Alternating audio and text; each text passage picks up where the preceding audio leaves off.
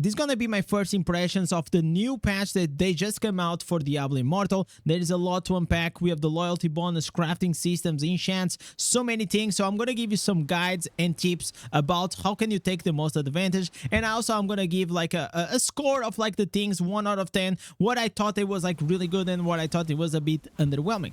So let's start with the first one, which is the loyalty bonus. This one, in my opinion, it is really good change, probably a 8 out of 10, because in the past days I've been telling you that please save your legendary gear. I had like around maybe like 60 to 70 because I had all my stash, I had like all my bags and also on my mailbox, and as you guys see here, I already have 231 points. In the past, you could only get per week 100 loyalty points. Now, just in a few hours, I actually got 231. This is gonna be a massive win for the game. So with this, I can see a future that we're not gonna struggle as much as we did in the past. Obviously, we have here 600 points that it seems a lot compared to the old system, but now 600 points are gonna be way better to achieve than in the past, just because now whenever you actually go and extract, you have a chance of extracting 5 points, 25 points, or even 400 points. Yes, in the past you could also do that except the 400 points, but it was almost useless because you always had the 100 cap. So big W, one of the best changes that came on this patch. I also have a full guide on the video of the best strategy for you to get the nuances abusing this new system. I'm going to put it down below in the comments. Now we have the new crafting system. These new crafting systems, in my opinion, it is absolutely another W. Pay attention to this because it is actually very big. Not what it is like right now in this current stage, but also what it can become in the future. So how does this work? It is very simple. You're going to be farming multiple items around the world. You're going to be also mining these ores, and you're going to be just gathering like a bunch of materials. And then whenever you go here and you use these materials, you can actually have a chance to have a double or a triple attributes item with 2 to 4 magic attributes. But have in mind that if you craft it like this, it will always come with a random, always with a random special magic attribute. What is this? Pretty much like the terror affixes that you are used to have. But if you don't want to really risk it, you can go and click on the find crafting, and you're gonna spend your randolites. So let's talk about the randolites, because in the previous teasers they said that it was gonna be unbound, and now the patches came and is bound to your account with a lot of caps. So I'm just gonna show you here, because like this was something that I actually was not expecting, is that now we have a new quest on the codex. It is called Crafting Materials Collection. So if you guys see here, I already have the weekly at 45%, and whenever I click in it, it says that I can only farm 150 iron ores, which pretty much is gonna be 3 items, 150 stained remains, another 3 items RNG, and then we have only 6 randolites per week, and of course also the silver ores. So silver ores is gonna be for the charm. So in my opinion, I think the way they did this, it is to pretty much just limit or nerf the AFK farming, otherwise people will start abusing. And from my experience from playing like 3 hours, I almost am like pretty capped. So I think it's not gonna have almost any problem to get these. You can get from mining, from terror reefs, from oblivion pillars, from elder bounties. You can even go into the new PvP zone that I'm gonna talk about, which is like really fun. You're not gonna have any problems to actually craft these.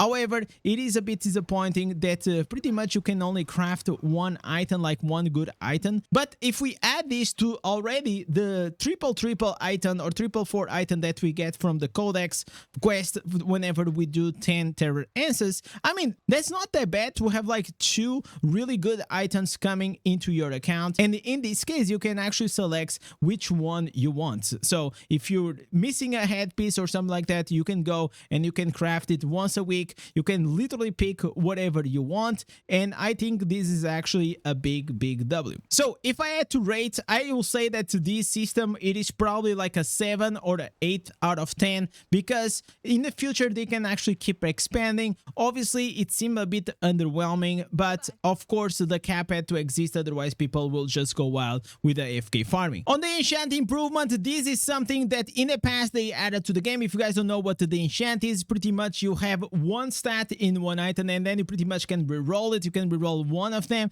So as soon as this came, we Diablo partners and probably other people from the community ask, can we also roll terror affixes? So for example, the sweeping attack, the shield glare, can we actually go and reroll that? And in the past we couldn't, but now we actually can. So if you see here, now as long as you use 3 flowing shards, 10 gold dust, 10 terror essences and 500,000 gold, you can actually go and reroll this one that you don't want for another one. So the only thing that I want to say here is that, man, this is freaking expensive. I was expecting that it was gonna be like 1 terror essence. Overall, I keep saying, and I keep saying in that Discord, that please make the enchant system way cheaper. This is supposed for people to have fun. It is not fun. It is too expensive. It is too expensive to go and make max the gear, especially when you want to play multiple classes, especially when you want to have your open world, your PvE, your PvP set. Man, this takes all the fun. Like, just reduce the cost by 50% or even more, so it is more accessible to most people. So I don't need to always be like farming all the time just so I can have like a few rerolls. And 100%, man, 10 terror answers. Yes, for whales this is nothing, but man, for the free-to-play or the low spender, 10 terror answers is like, it's 1 week of grind for the chance. For the freaking chance. I think that's too much. I think that's too much. Maybe 1, it is like too less, but I had the expectation was gonna be 1. I think it was fair. But if you're telling me that's gonna be 10, at least make it deterministic. That I know I'm gonna spend 10, but I will be able to select which one I want, and in this case I actually can. So it is another gamble. I think it is too expensive, and pretty much I got a bit disappointed. I'm not disappointed that now we have it in the game, but I got disappointed once again at the cost of this feature. Now for the Vanguard Season 3, I'm just gonna let it roll here, some footage from my stream. I feel like it was absolutely underwhelming. This is like really easy to actually go and beat it. It is very quick. It is way quicker than the other versions. It is a different approach. So pretty much you're gonna have a boss, and the boss is just gonna start walking, and you kind of have to stop him before he gets into the base. If you see here, there's like these checkpoints. You have to go and kill him like before he actually reaches to the point. There's always gonna be ads spawning, and you also have to try to kill them, otherwise they will kill it. And once these big mob is gonna die, there is gonna be a boss that is gonna spawn the same way that in the past in other Vanguard seasons we had. So here's the boss. Once you kill the boss, it is pretty much done. In my opinion, the season 2 was a kind of like a step up compared to the season 1, but it feels like over time they are literally just like trying to minimize or like diminish like the difficulty of the mode. So personally, I was not a big fan. I'll probably have to rate it like a 2 or a 3 out of 10. Obviously, whenever we're gonna have the omelets, it's gonna be even easier than it already is. So I was not impressed. I think they could have done a better job in it. When it comes to the new gems, we already know that the new gems are insane. So if you guys go here into the Elder Rifts, you're gonna have the new legendary gem. You have the standard banner, which is gonna give you anything, or you have the new one. So whenever you confirm it, you're gonna have this fire round. This is actually pretty cool. I think it's the first time, or maybe I never paid really attention to this. So what is the good thing about this is that if you get a 5-star to drop, you have a 50-50 chance to be a Colossus engine. So I'm still not gonna pull for this right now. I've been waiting for the 9th April, which is gonna be the 1 year of my account. So I'm also finishing gathering the 100 legendary crests as a free-to-play. I did it in the Christmas. I'm gonna do it like now. It takes a while because I mean we're free-to-play now, but definitely regarding the new 2-star, we definitely should go and pull it. So if you have a lot of Turtleic fragments, you actually can go here into the Apprentice Jeweler and you can craft the new 2-star. I mean, like this 2-star, if you look at it, the critical hits are now gonna shatter the enemy armor for 2 seconds and increase the damage at 10% already at rank 1. This only is gonna increase, so if you have a lot of turtleic fragments, it is a very good choice for me. I'm gonna craft it because I'm gonna replace most likely the Viper's Bite, and I'm gonna keep it the Everlasting Tournament or one of the other. I need another burst gem, so this 100% I'm gonna craft this one, and also I'm gonna pull for the 5-star because I feel like it is incredible. So about the new events, basically we continue with the Valiant's Guard. You already know what to do. We got now the Omens of Plenty that you just need to probably play the game, do the quests, just play the game and you're gonna be fine. Get your legendary crest, get your freebies, your turtleic pearls and all these things. And I wanna talk about this Colossal Surge, which is the first time that they have a Gem Surge event, but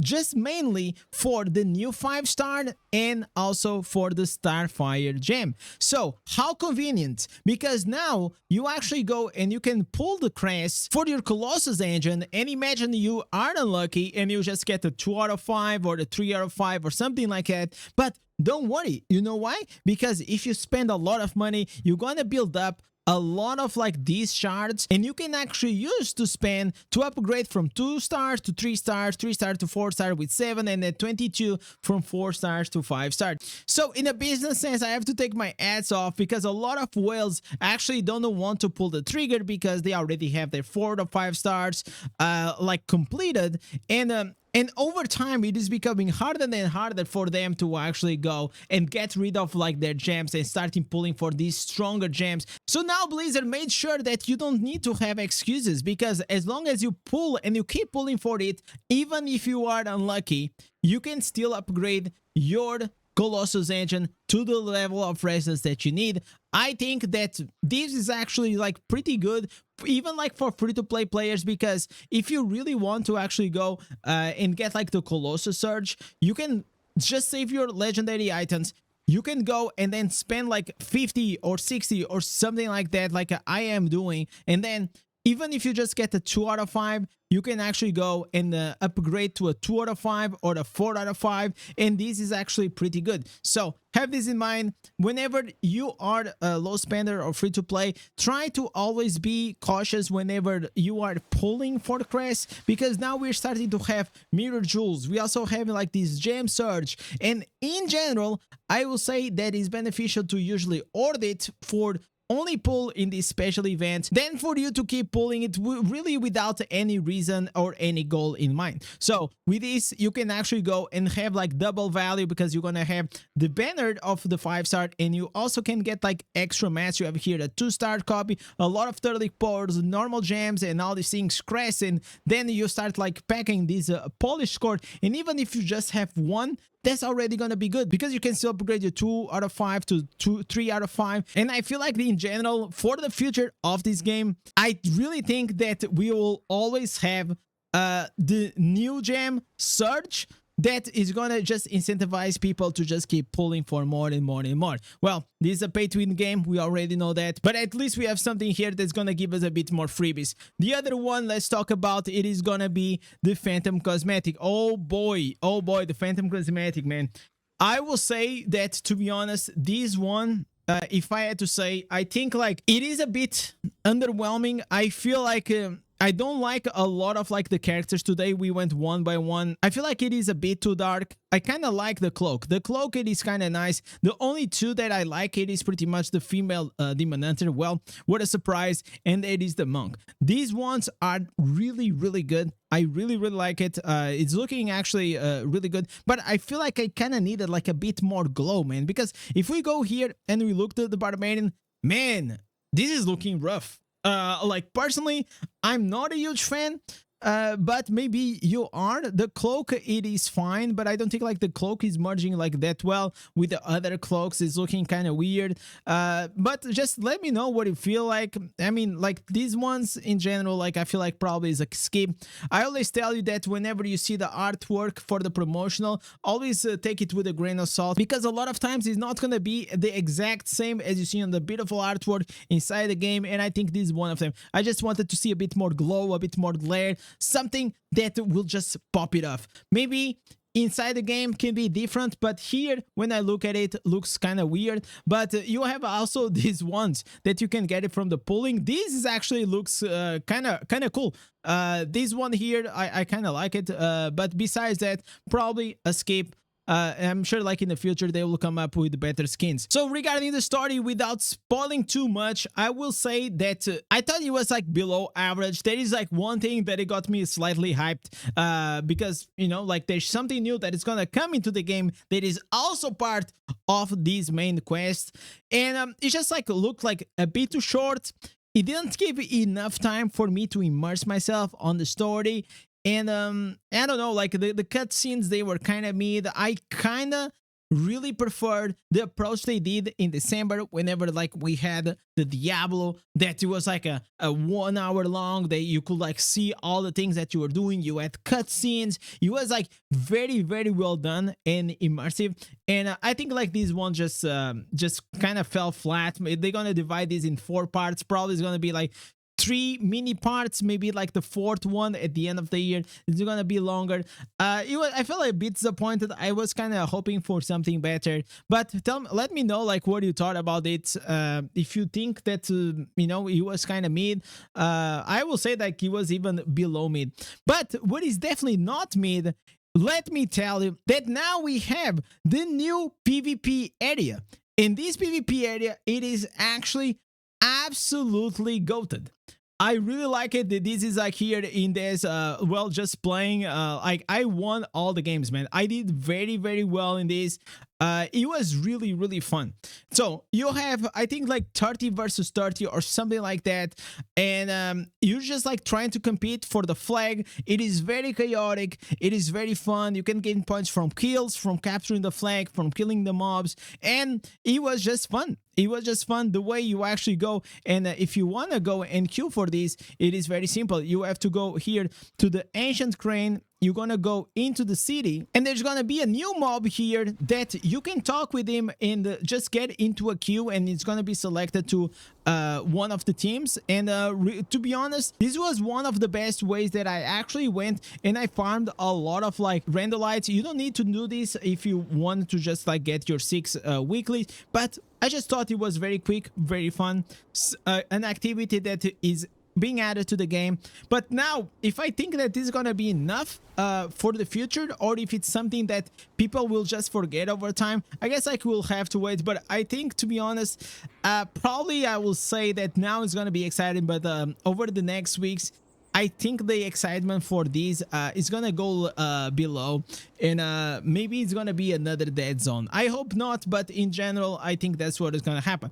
Now let me talk about here another exciting thing, which is like the new Battleground. If you go here into the Battleground Captain, you're gonna see 2 modes. You're gonna see the normal mode, which is the normal map that you guys already know. It is open in all the time slots, but this one, this new mode, it is gonna be open and available from 6 p.m. to 9 p.m. server time. So I'm gonna be live streaming this, and a good thing is that you actually can go and invite a friend or someone from your server, and you can go and have some fun. Most likely I will try in the future to do like some collab streams with my boy Avo. I wish I could actually go and just invite people from other European servers. I think they'll be even better. Hopefully they can bring that out so we can, I don't know, invite Aura to like, and other people to just have like a fun stream and collab and all these things. So I will be very excited to go and try this out on the stream. And with this, I just want to give an overview of all these things. I will rate this overall patch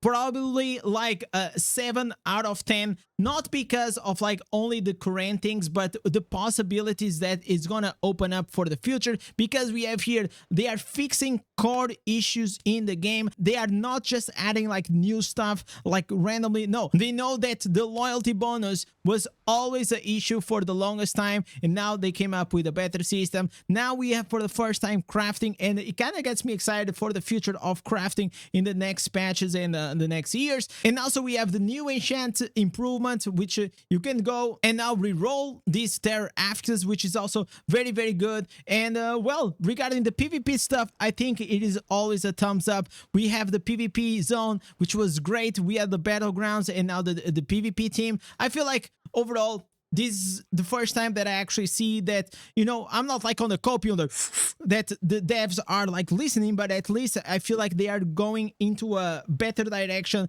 They are going fixing core issues of the game, and also at the same time trying to add like new content in the game, and I think like that's kind of positive. So these were my first impressions. I want to know what you think about it, and I hope that you guys have fun, and I'll catch you guys on the stream. Peace.